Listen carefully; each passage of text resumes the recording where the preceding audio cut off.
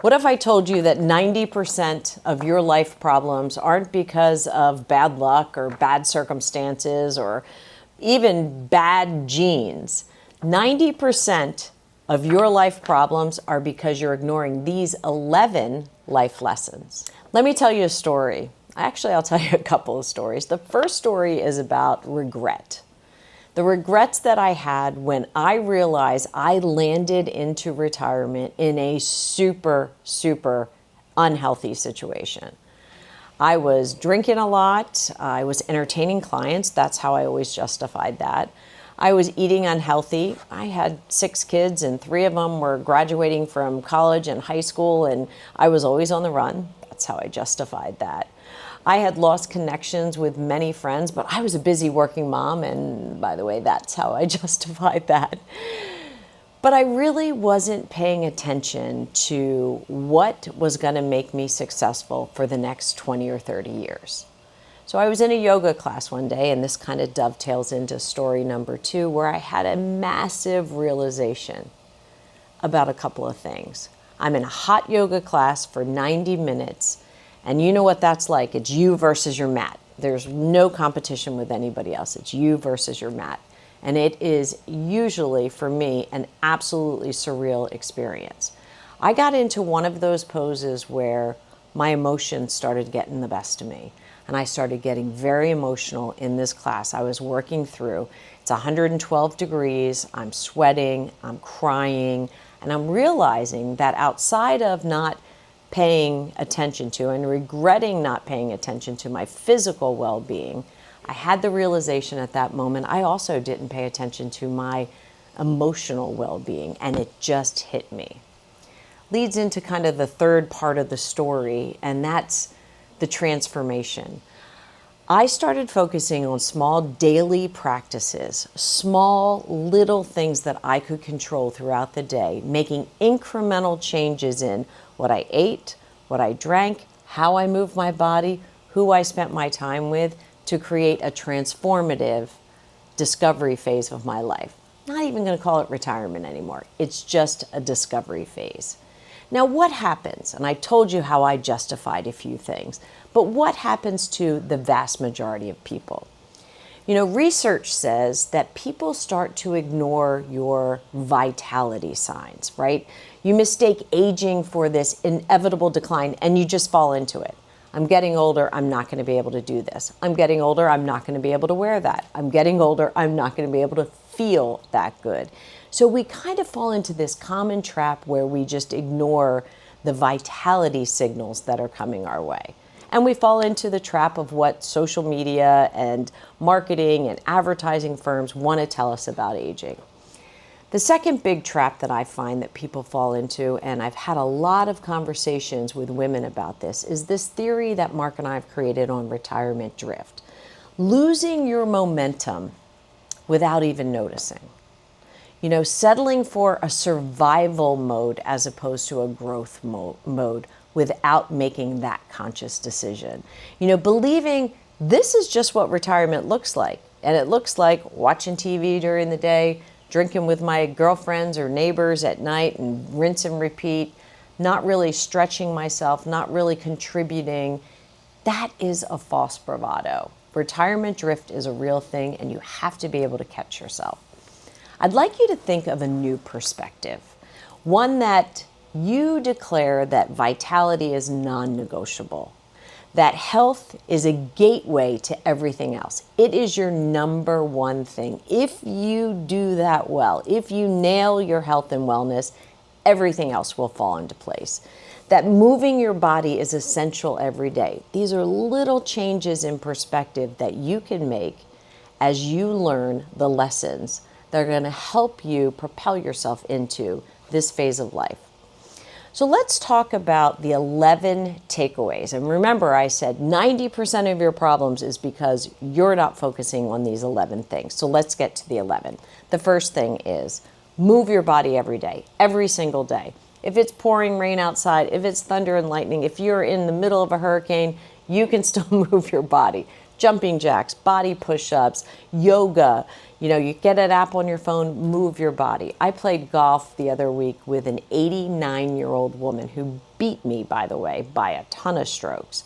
And I asked her what the secret was, and I wasn't sure what she was going to say. And what she said was, I move my body every day, and on days I don't feel like it, I move it double. And I thought about that for a long time, and I thought, what a great theory. So move your body every day. The next thing I would say is, and I was not good at this, and I'll be honest with you, I'm still not good at it, but you need to prioritize sleep like your life depends on it. Think about that. Prioritize your rest, your sleep, like your life depends on it. You cannot imagine the amount of studies that are out there that talk about poor sleep and poor sleep habits and how that ruins your health, your cognitive ability, your emotional ability to emotional capacities. So prioritize your sleep like your life depends on it. The next thing I would say is, and I had a hard time with this. I'm much better now, but to be honest, I'm much better because I have kind of a sensitive stomach as I age. But eat for vitality, eat for nutrition. Don't just eat to get full. Think about everything you're fueling your body with. And are you getting enough? And are you getting the balance that you need of all of the nutrients, the macronutrients, the micronutrients, the vegetables, you know, the water, the hydration, all the vitamins that you can get from your food. And the last thing is the protein. As we age, as women, as we age, we need protein. And you can get that in forms of your protein shakes. You can get that in forms of beans. If you're a vegetarian, you can get that in forms of meat. But eat to fuel your body, not just to get full. The other thing I would say is, and this is the fourth one, you know, really embrace your emotional honesty every day. And that took me a while. I was the go-to person. I was the chief fun officer for the family. I was the executive at my job. I was the mom of 6 kids. I was dependable, present, always there, always agreeable, and I was becoming depleted in that effort. And I had to really take a step back and really be honest with, where am I emotionally? Like, where am I in terms of a capacity? What do I like about what I can continue to handle, and what don't I want to be a part of anymore? And I started to really be honest with my emotional capacity. And that, I wish I had a checklist for that, because that was a really hard process for me, because it dislocated me from some situations where I always felt like the superhero. And then I started to dig into that and realize I didn't really need to be the superhero anymore. I could just be me and be emotionally happy. So that is the fourth one. Embrace your emotional honesty daily. The fifth one is, listen, we're all going to have setbacks as we age, as we retire, as we grow, as we develop, as we lose people in our lives. We are going to have setbacks. But you have to figure out a way to reframe your setbacks. You know, retirement is a whole new skill. This is a whole discovery phase for you to embrace. It's for you to jump into with both feet. It's for you to be aware of what you're doing, how you're doing it, who you're doing it with, and how much time you're doing things. But when you have a setback, find a way to reframe that so you can move forward. Now listen, as I go through all these, leave me a comment below and tell me which one's resonating with you. Are any of these takeaways resonating with you? The next one, number 6. Practicing gratitude. I know you guys hear Mark and I talk about practicing gratitude every day. And, you know, we really believe and subscribe to the fact that gratitude is a muscle. And when you flex that baby and every day you find things, and I will give you a funny story. My girls laugh at me. I was never a bird person. I would, you know, a pretty bird would fly by. I would barely notice. It was like my mind was in a million places.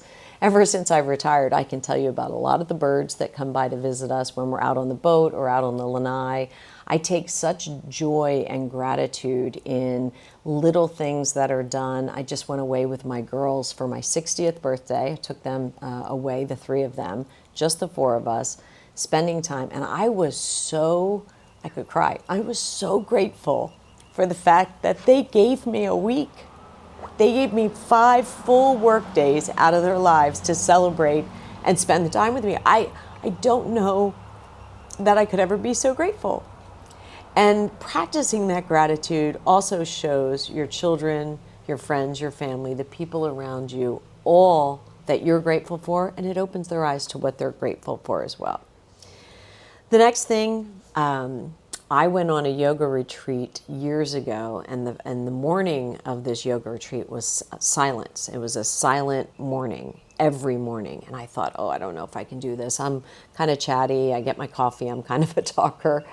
But when I came back, I realized 10 minutes of silence every day to start your day.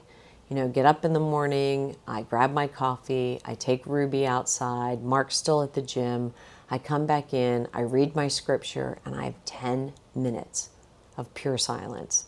Kind of get my head straight for the day, catalog what I'm doing, work on my gratitudes, reach out to my kids or friends or anybody that I need to. You know, kind of am thinking about all that, but I'm not doing it. I'm just sitting in silence to start my day. And I've really enjoyed that.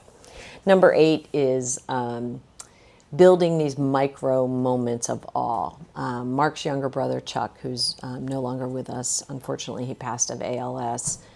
He was the most wondermentful human. And by that I mean everything he saw, like a cheeseburger would come out and he would be like, that's the best looking cheeseburger I've ever seen. A band would play and he'd say, that's the greatest version of that song I've ever heard. A flower would bloom and he'd say, that's the most beautiful flower. Every moment was magical. So he created these little moments of awe. And it really inspired him to stay upbeat and positive, even with everything he was going through. It was really incredible.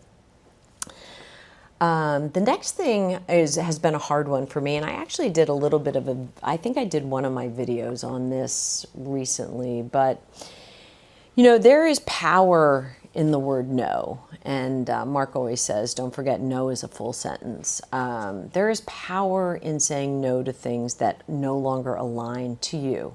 There's power in saying no to things that no longer serve you. I will declare and let you guys know, April 27th, so just a week or so ago, I turned 60. And as a gift to myself for my 60th birthday, I've given up alcohol. And that was a real gift to myself.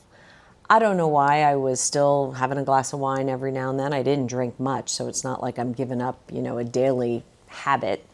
But I did realize through my Aura ring and through, you know, my sleep schedules that I was no longer, it wasn't just serving me anymore. And I went to a birthday party that was thrown for me just last night with a bunch of girlfriends, and they had all sorts of champagne and they were making all these great cocktails. And there was such power in me just saying, I so appreciate the effort, but I'm not going to drink anymore. I've given that to myself as a gift for my 60th birthday. So the power in saying no, that's our 9th takeaway. Number 10 is, and I do this intentionally, and I really challenge you to each do this intentionally as well. You know, find 5 key relationships and just nurture the hell out of them. Everything that you can do within your power to stay connected and aligned and part of the fabric of that person's life, to really nurture those relationships.